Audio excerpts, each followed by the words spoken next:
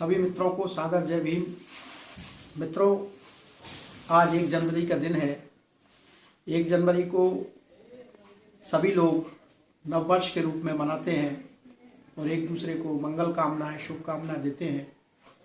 लेकिन आज 1 जनवरी के दिन से हम बहुजनों का, इस देश के दलित, पिछड़े और मूल निवासियों का ऐतिहासिक महत्व जुड़ा हुआ है।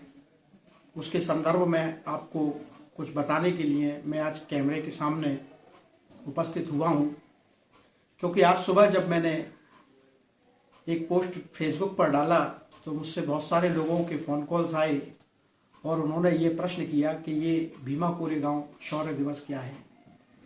तो मित्रों, मैंने बताने के लिए आपको आज यहाँ पर आपके समक्ष आना उचित समझा कि आज के दिन का एक बहुत बड़ा महत्व ये है कि सन 1818 ईस्वी में महार और पेशवाओं के मध्य महाराष्ट्र की पूना स्थित भीमा नदी के किनारे कोरेगांव में एक युद्ध लड़ा गया था, जिसमें 500 महार लड़ाकाओं ने 28,000 पेशवाओं को पराजित करके उक्त युद्ध को जीता था।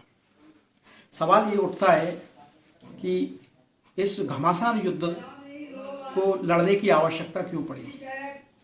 ये बहुत महत्वपूर्ण पहलू है, इसको हमें समझना पड़ेगा।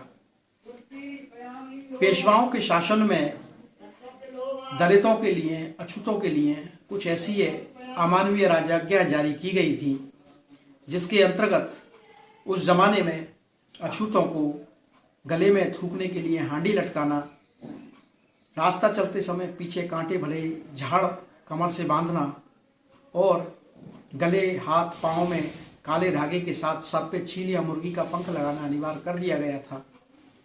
जिसके अंतर्गत एक और हमारे ऊपर ये नियम थोपा गया था कि हम घर से तभी निकलेंगे जब या तो अंधेरा होगा अथवा सूरज हमारे सर पर होगा, क्योंकि जिससे हमारी परछाई भी किसी सवर्ण के ऊपर ना पड़ जाए। तो इस अनीतिपूर्ण घटनाक्रम को हमारे महार योद्धाओं ने समझा और जाना और उसको परास्त करने के लिए, उस व्यवस्था को ख़त्म करने के लिए उन्होंने युद्ध किया। उस युद्ध को लेकर के मेरे द्वारा अभी कुछ दिन पहले एक पुस्तक लिखी गई थी, एक चोट लोहार की। इस पुस्तक में उस घटना का संपूर्ण जिक्र और वर्णन है। यदि आप इस पुस्तक को पढ़ेंगे तो आपको सारी बातें विस्तार पूर्वक पता चल जाएंगी।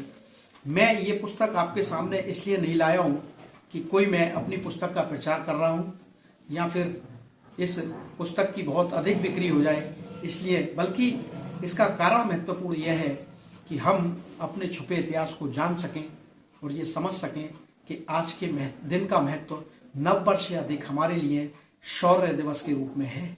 इन्हीं शब्दों के साथ आप सबको आज के पावन दिवस अर्थात भीमा का कोरेगांव शौर्य दिवस की मंगल कामनाओं सहित आपके उज्जवल भविष्य की कामना करता हूं और आपको शत शत नमन करते हुए, उन महार शूरवीरों को नमन करते हुए जिन्होंने ये युद्ध लड़ा था, अपनी वाणी को समाप्त करते हुए आपको सादर जय भीम करता हूँ। जय भीम।